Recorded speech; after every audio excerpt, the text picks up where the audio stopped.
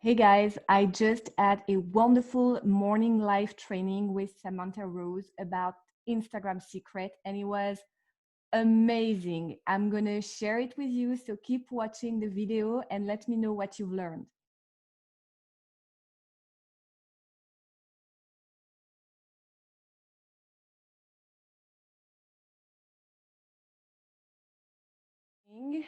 Good morning. How are you, Samantha? I'm so good. I'm so excited to be here and share this juicy info with everyone. Yes, I am so thrilled to have you. Instagram has always been like a very secret place for me, a mystery place, I would say. So I cannot wait to know all your little secrets so that I can finally grow my channel organically. I feel like right now it's just like, you know, stagnation mode on Instagram. So I really need this. I'm very happy. Good. I'm excited. Can you tell us a little bit more about you? Yeah, definitely. So I run, my core offer is a 90-day business accelerator program that helps people launch their online businesses.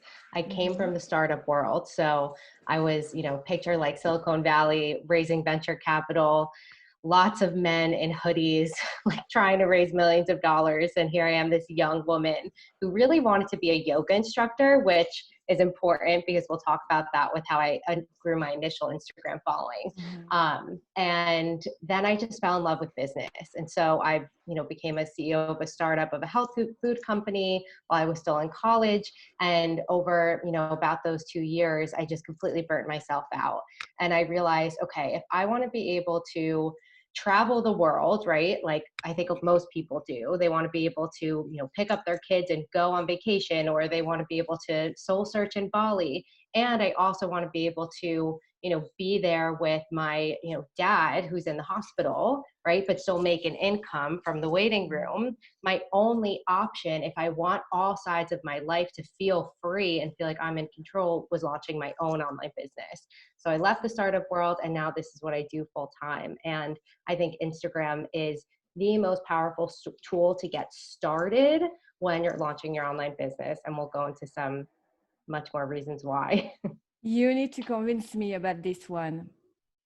I don't look at you right now because I'm trying to do a watch party from my phone. I don't really know how it works, but I will figure it out. So if I don't watch at you, it's not because I don't listen to you. It's just because I'm multitasking right now and trying to do a watch party.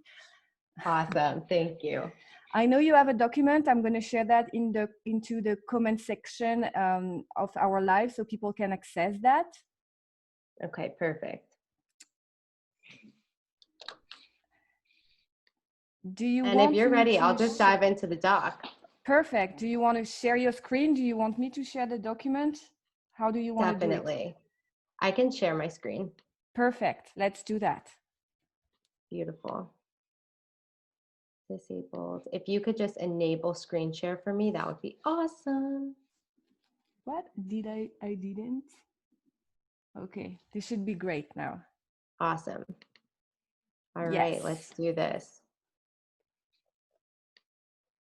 Beautiful. Can you see it? Yes, I can. Okay, cool.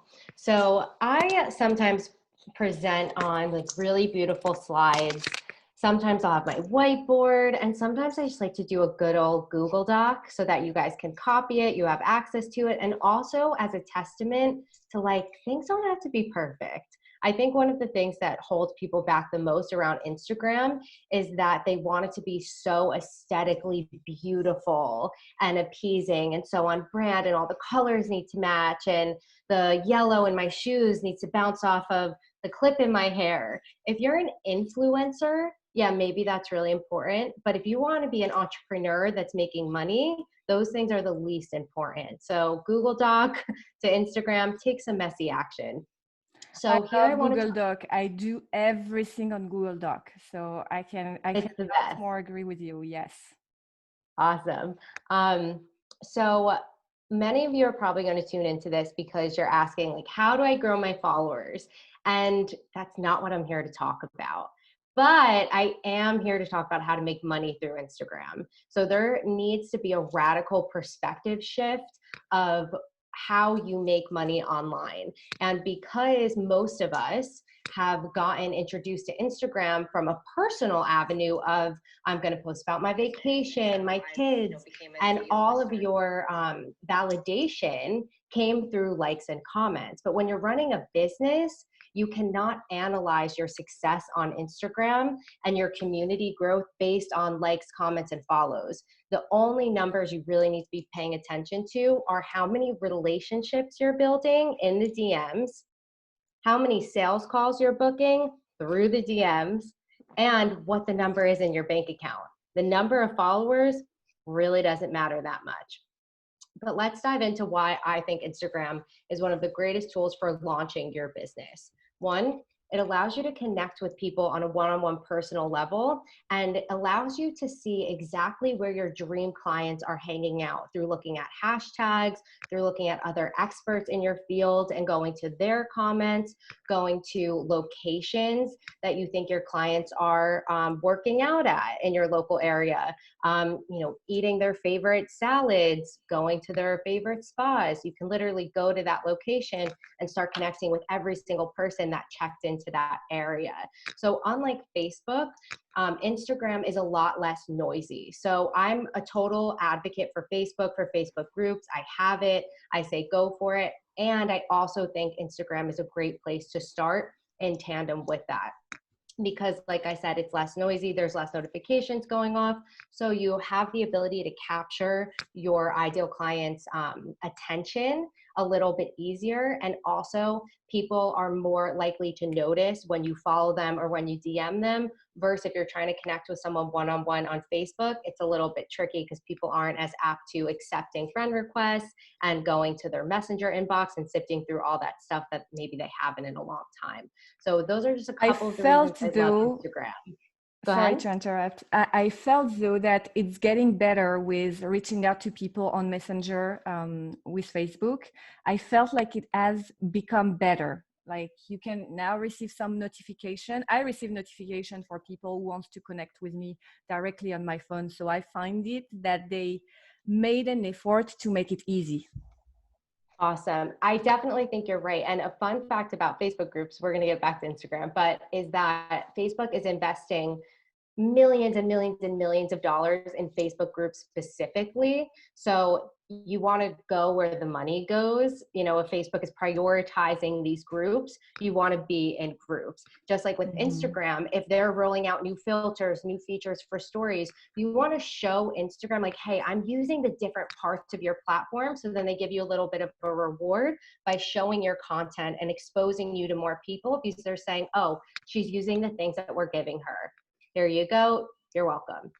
And one more thing about Instagram as well is that it truly is replacing websites and business cards. The first, at least in my community, for online business owners, the first place that people go when they hear about somebody is not their website, it's their Instagram. And so why Instagram is so powerful is because not only can you create content that's showing your audience exactly why they should work with you, but it's also serving as that authority checkpoint of like, oh, they're a real business. Like in the early 2000s, late 90s, if you were a real business, you had a website. Like a little bit before that, you had a business card. That was like, wow. Now, if you're a real business, you have an Instagram presence. It doesn't have to be amazing, but at least you have one. Do you think that there are industries that are better to be on Instagram than others? Because I do feel that Instagram is very, very visual. So for example, a yoga instructor or a photographer or, someone who's, I don't know, hairdresser, hairstylist, it's splendid because it can show your heart. But I feel like when you work as a coach or as a consultant and when you're helping people on, things that are not really visual, it gets a little bit harder to catch their attention. I love that. So I'm going to skip a little bit and I'll come back. So I'm a business coach. So I help people make money online just like yourself.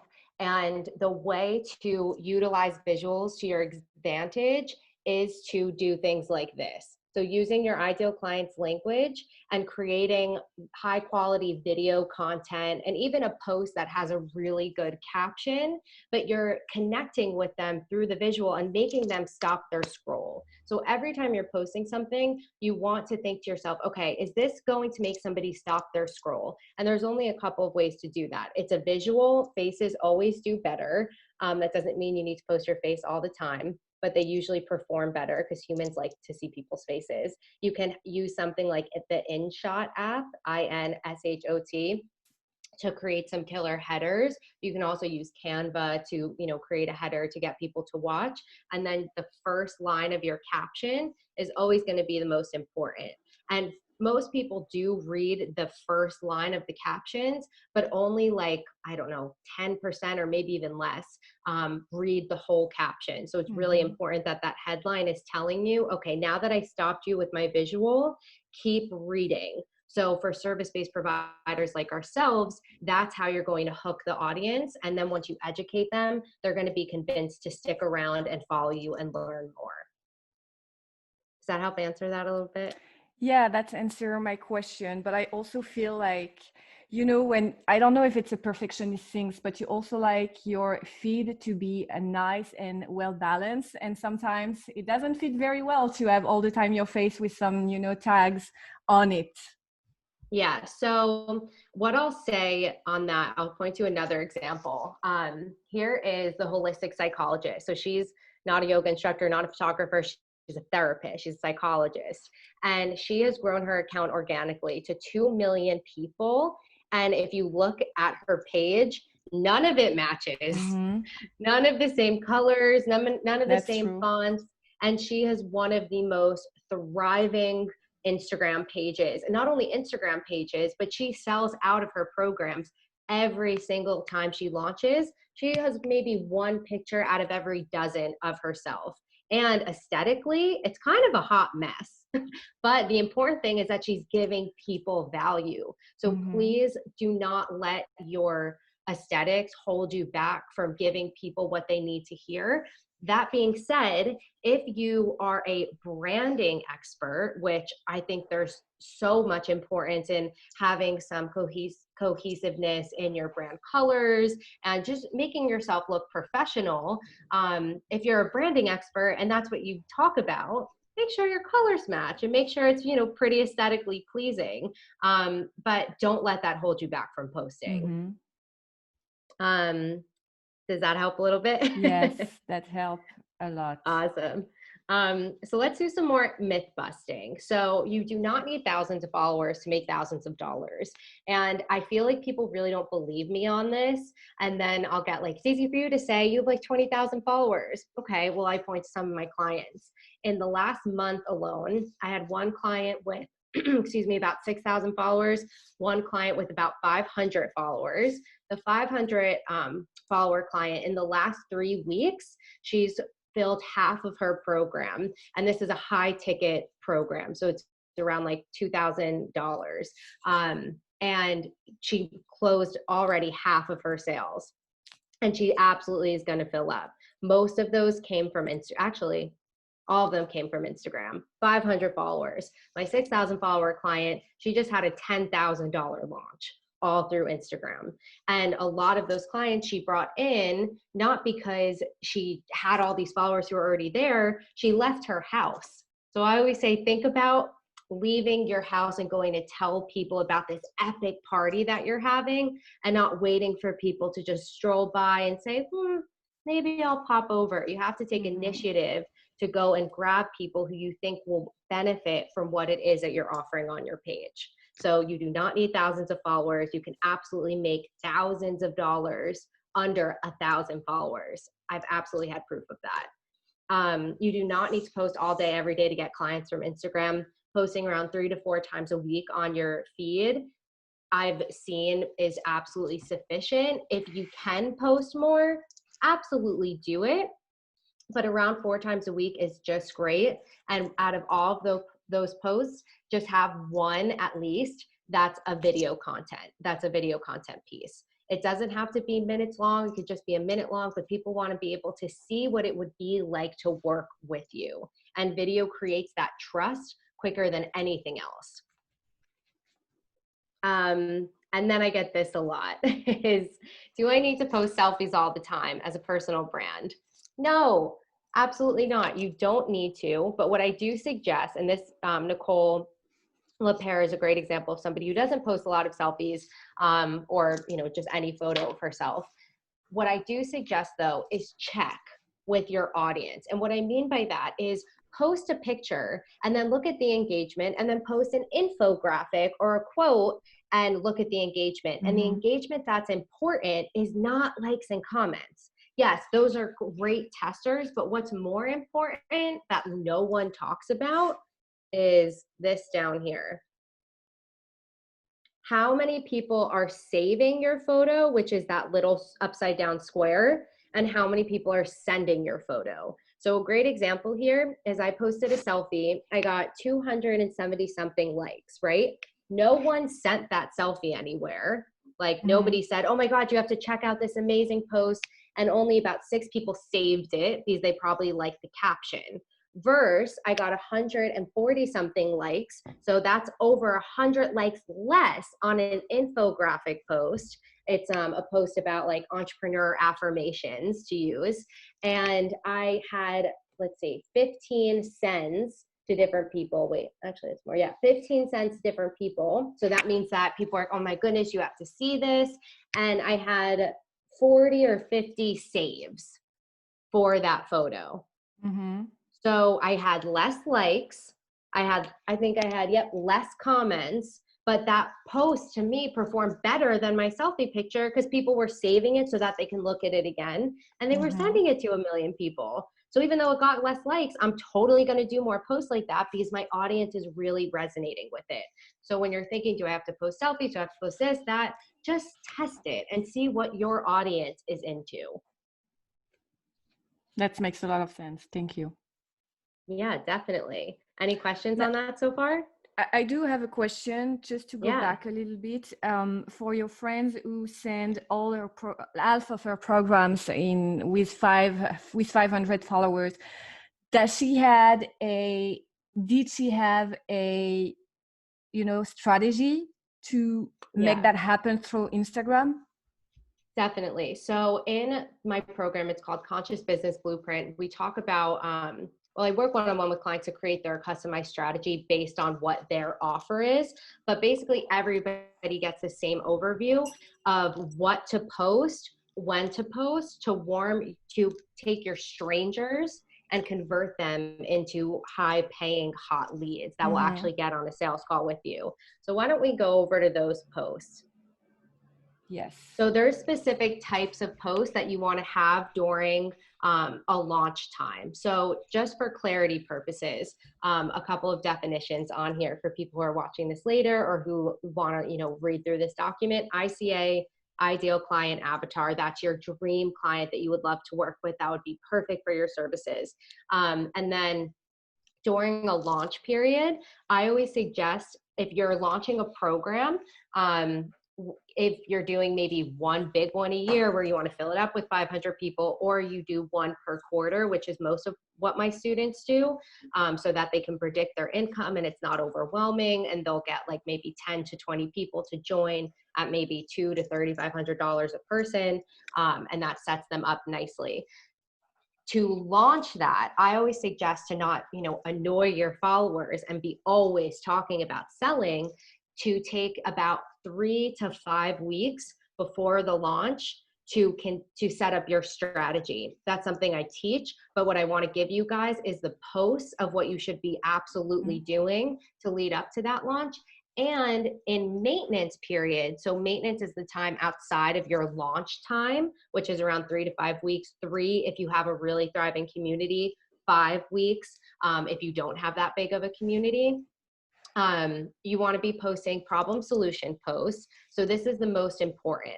And again, when we're in your launch phase, so those 3 to 5 weeks before you open enrollment, before you accept people, before you start your program, you're going to be talking and posting way more than you would in normal weeks. So maybe a maintenance normal week, you're just posting like 3 times with 2 out of 3 posts having call to actions, or maybe 1 post a week mentioning your program. But during a launch time, you're posting maybe like 6 times a week. You're upping your stories and you're talking about your program almost every single day. So that's the major difference here. And so now the feed posts that are extremely important are problem solution posts.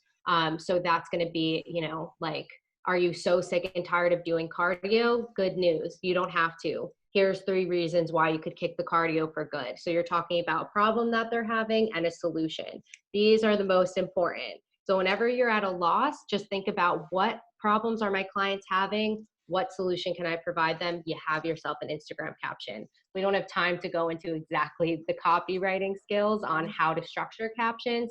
That's something I teach one-on-one, but this will give you the overview you need to start creating content that converts people into clients. So problem solution post, unique value proposition, your UVP, that's what sets you apart from everyone else. When I say you, I mean your business or your program or your service. UVP posts are really important during that launch time because they give an insider look into your program. During maintenance time, you don't need to go into the nitty-gritty of your program, but in pre-launch, it's important to have posts about what makes my program different.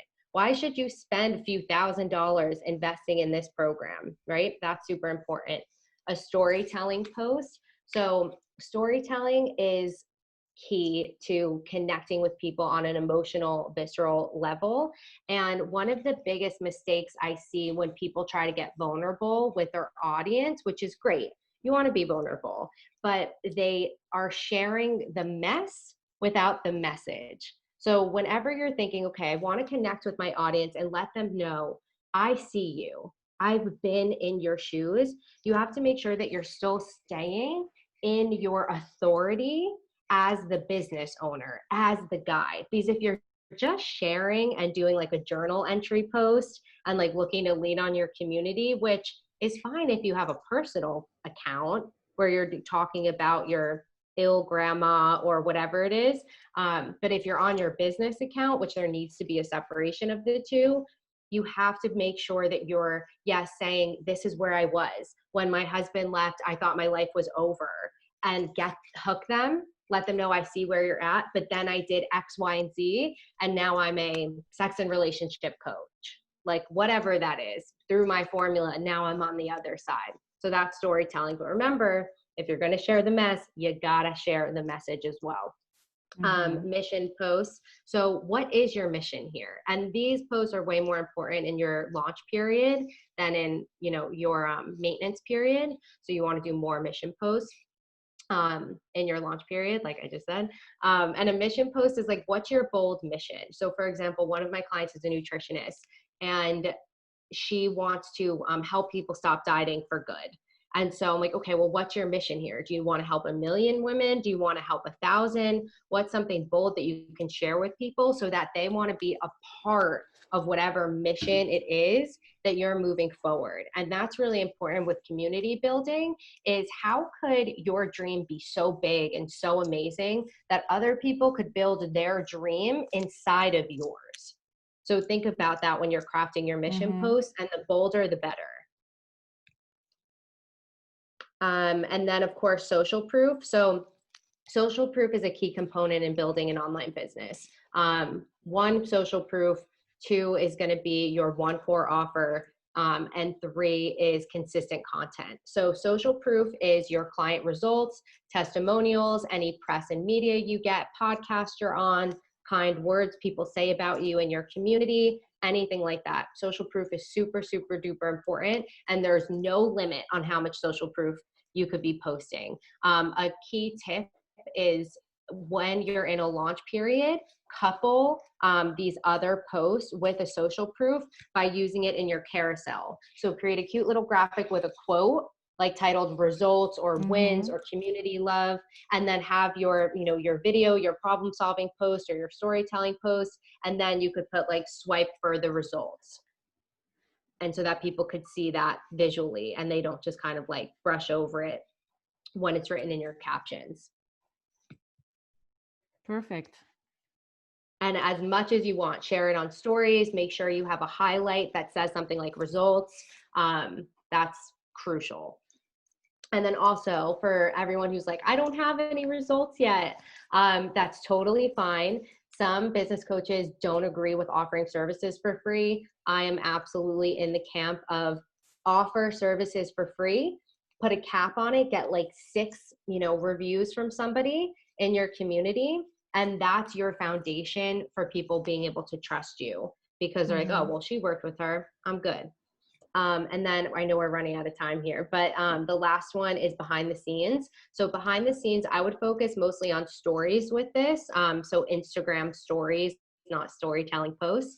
And that's, of course, like, what's a day in the life of a business coach as a working mom. So like, show that stuff.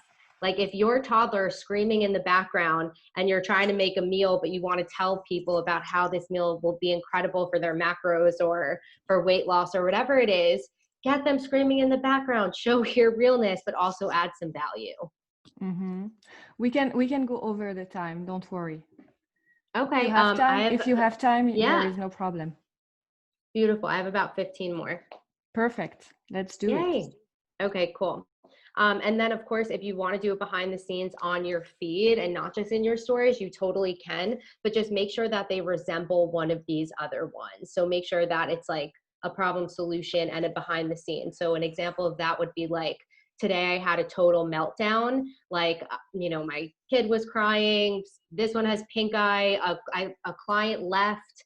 So that's behind the scenes, but it's also a problem solution. But this is how I overcame it. So that would be an example of that. I feel though that it's very time consuming, to think about it, post about it, story as well. Wow, how much time do you spend on your Instagram when you're or in maintenance period and when you're in a launch period? So what I will tell you is that if you are going to use Instagram as a tool for getting and connecting with clients, that's different than it just being that authority checkpoint of, oh, they're a real business. So if you don't want to get your clients through Instagram, that's fine. Go on Facebook, go on Instagram, pay for ads, do a webinar strategy. But if you want to really understand the needs of your client before you spend money on ads or anything like that, start on Instagram. And to answer your question though, how much time it takes, I mean, in a program like mine, we go through a step-by-step strategy of like how to craft your headline, how to batch your content. But a couple of things I can tell you is batching will solve most of your problems. So picking just a day out of the month where you're wiping your calendar, even for half the day, and you're getting all you need for a month is 20 something Instagram posts. And that could seem like a lot, but if you get a photo shoot done for $400, right? I got one photo shoot done. I walked away with 300 edited photos of myself and I paid like $500. So I have content for the next year in that regard. And then my headlines, you can absolutely bang out 20 captions if you just continue to talk to your ideal client and know exactly what they need. All you have to do is ask them what their problems are, and you take that and you use that as a headline of your caption. You add 3 actionable steps or a little story in there with a call to action, and you're done. So I think a lot of people are overcomplicating it, and really all you need is a killer headline, some juice of what the caption is, and then a call to action, which would be DM me the words ready if you want to get on a call to learn more about my program. Tag someone who needs to see this. Go to the link in my bio and download my freebie. That's it. So I think it really doesn't have to take as much time as people think. But personally, I only spend a few hours on it a week. At this point, I have a VA that helps to do some outreach and helps to do some content creation, but I still mostly do it myself because I've gone to a groove where it's really not that hard. So probably 5 hours or under. When you're in a launch period though, I will say that my students are like, this takes so much time, but that's because it's their first launch. And after that, if you're launching once a quarter, you use all the same stuff. Maybe you change the caption around slightly. Maybe you take a caption and you couple it with a different photo. But every 6 weeks, guys, reuse your stuff. No one remembers what you were posting about. That's a good advice. Mm-hmm. Yeah, please do. I do have a question, but maybe you're going to Yeah. talk about that. I want to talk a little bit about hashtags. Okay. So hashtags, I don't have too much on it, but yeah. So with hashtags, the biggest mistake I see people making are two things. One, they're using hashtags that like they're not using hashtags that their ideal client is using. So for example, like if you are a social media agency, like an online agency, you just posting like social media agency, yeah, like people might be looking for that, but what your ideal client avatar is really looking for is something more specific. Are they looking for Instagram advice, Instagram tips, 2020 Instagram tips? So go to the mind of your ideal client and think about what they're searching for, because all hashtags are a searching device. Like that's it. Mm-hmm. People go to hashtags to look for hashtag San Diego lifestyle photographer. And so thinking about one, what your ICA would be searching for is going to be your biggest tool. And then going to experts in your field that have done the work for you. There's so many websites that are like trending hashtags, this and that. But the thing about those is that the algorithm changes so quickly that by the time you're researching an article about a trending fitness hashtag, it's probably moved on already. Mm-hmm. So go to experts in your field and see what they're using that week and use those hashtags. That's all everyone does. And it really just makes me laugh when I hear people saying like, don't steal my hashtags. Everyone steals everyone's hashtags. Like that's how you learn to see what people are gravitating towards. So look at Mm-hmm. experts in your field, think about what your ideal client avatar is searching for, and then also diversify. So don't use just like ones that have millions, only pick like two that have like millions of followers, like hashtag keto diet. But honestly, I would stay away from those, because the reality is that once something has over like 500,000 hashtag uses, you're just one in a pool. It's way better to narrow down, get really specific with something that maybe only has, under 10,000. The likelihood of you being found or seen or shown on the Explore page that way is way higher. Yeah, I watched a good video this weekend about hashtags and it was very, very insightful. I would put that in the comment section. But the guy was talking about, your high competition, which is, hashtag mompreneurs. It's like billion of followers and billion of hashtags doing that. So it's something that you want to put, but like one or two maximum, because if everything goes right, of course, you want to reach out to, the big fish.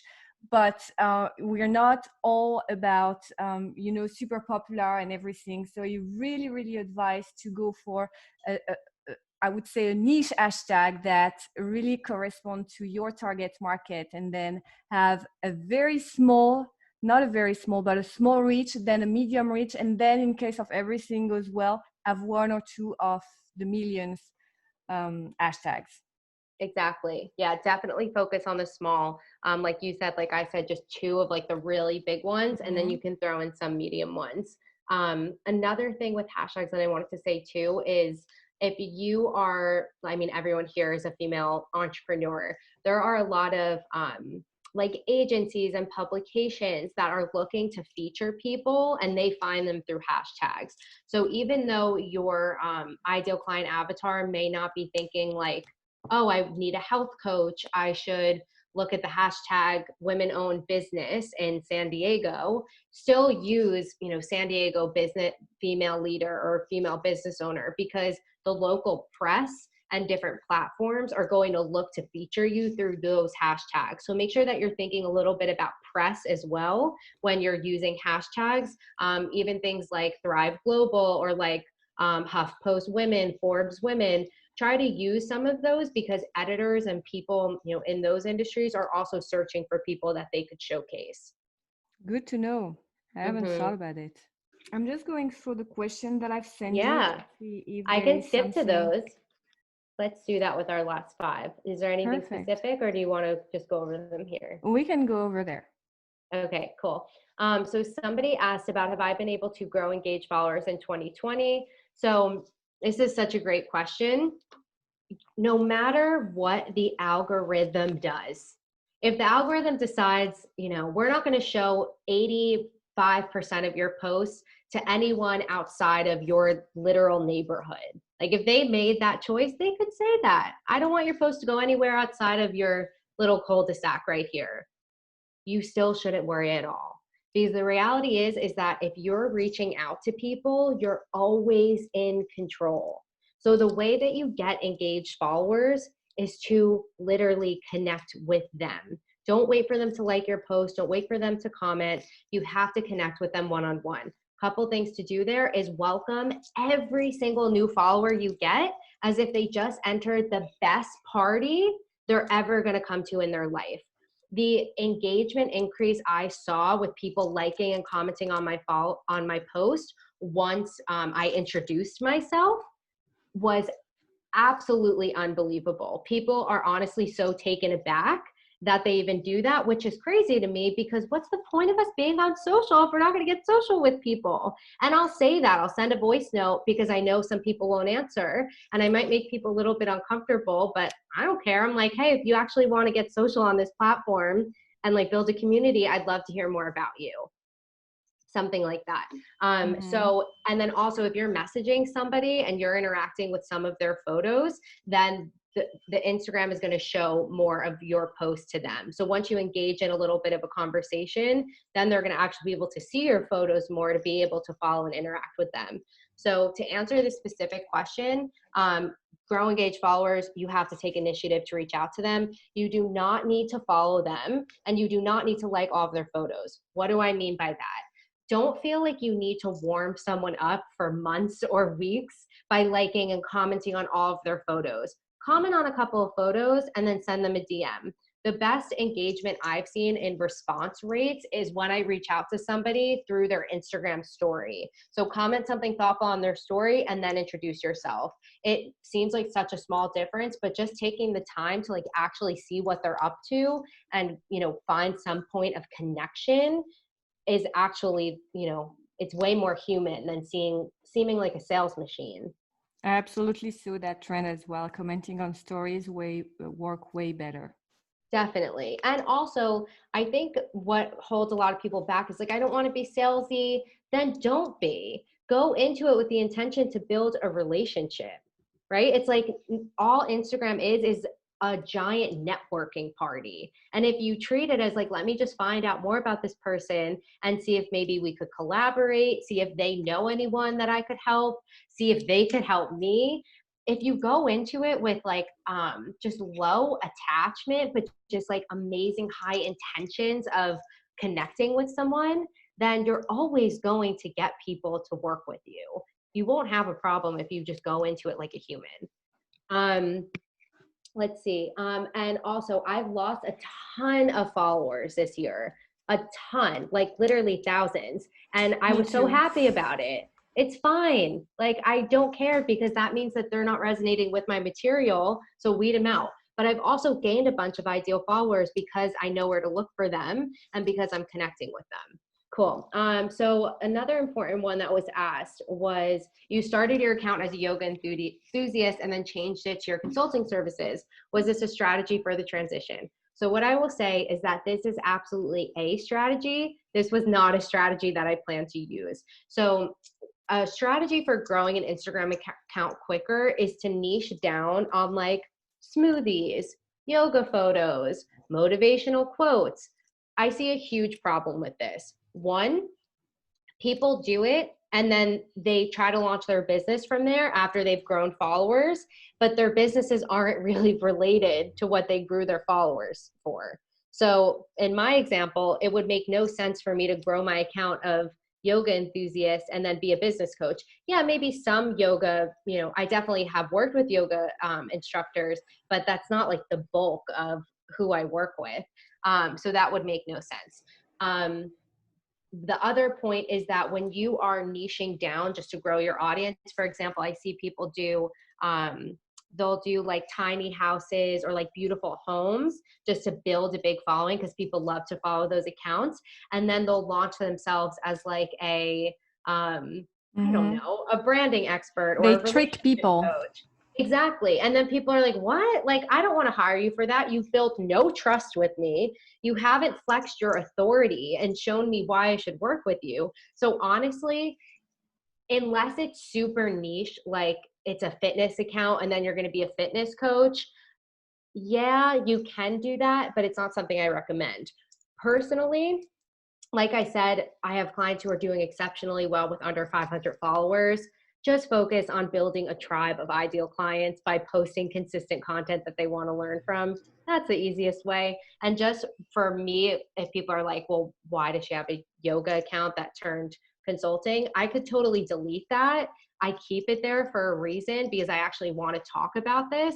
I wanted to be a yoga instructor when I was in college. So I thought, okay, it's a good time to build Instagram accounts. It was so much easier to build them Mm-hmm. and get followers because there was more bots. So it was easier to get followers, but a lot of them were fake. And what was I going to say? So I built up this Instagram following to over 20,000 followers. And then I started running a health food company. And I never went to go get my yoga teacher training. I canceled my trip because I was too busy at work. And my whole life kind of took a detour. I still love yoga, but that account sat there for 2 years. I didn't touch it. So my engagement plummeted. And then when I launched my own consulting company, I was like, you know what? Like maybe I should just try to revive that. And that's what I did. Do I think that it was a great move for me to do that and not just start fresh? Not really. Sometimes I kind of wish I just started fresh. So please don't let numbers um, entice Trick you. you Yeah, or trick you. Exactly. Um, absolutely. I got to go in just a few. I want to pick one more to answer. Charlotte, is there any that you feel like out of here is super important for people to know?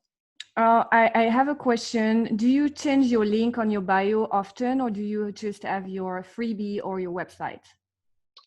So I don't change it too often. The most important things in your bio are going to be your I help statement. So what you help people achieve, any credentials that you have. So if you were featured in Forbes or if you have like an amazing Mm-hmm. testimonial from a client or from a credible source, that should be there as well. And then also like a call to action that points to your link tree. And Linktree is just a place that you house all of your links. It looks really pretty and organized. So your call to action should be whatever you want them to take action on, how they should work with you, etc. And so in your link tree, the most important things are going to be your freebie. I don't change mine often at all, maybe like once a month. So your freebie is going to be there. And then I like to have my website on there. Some people don't even put their website. And then if you have a Facebook group or maybe like a recent podcast that you want Mm-hmm. people to listen to, or like a press article that just got released. I love it. Thank you very much. I'm going to do a blog post on the content. So I'm going to use that document if you don't mind, and I will link it to your either Linktree or your website. But I Yeah. think it's great content, and everyone would be super happy to have that, content and your expertise. It was a very powerful call. Thank you very much. You're so welcome, Charlotte. And do you mind if I just share a special Of offer course with your not. community? Good. Go ahead. So if you guys want to email me, my email is right here to samantha@zenbossacademy.com with the subject line audit. Just for Charlotte's community, I'm going to do a free 30-minute Instagram audit if you reach out by June 1st. So just, message me, audit, and then we'll hop on a call. I'll pull up your Instagram. I'll tell you what needs to be changed, where you should be looking for your clients. And that's it. Follow me on Instagram at Samantha Bove, and I hope this helped. This helped a lot. Thank you so very much for your time. I don't want to keep you more. I'm going to turn off the live. I hope you enjoyed that video as much as I did. I actually learned a ton with Samantha today, and I hope you do too. Let me know in the comment section below what you've learned, what was the most important thing that we pinpointed today. And if you like what you say, just subscribe to the channel, follow us on Instagram, come to our group on Facebook, join the community. And if you think that could help someone, share the video, share it massively, because you never know who you're going to help. Thank you so much for being with me this morning, and I wish you a fabulous day.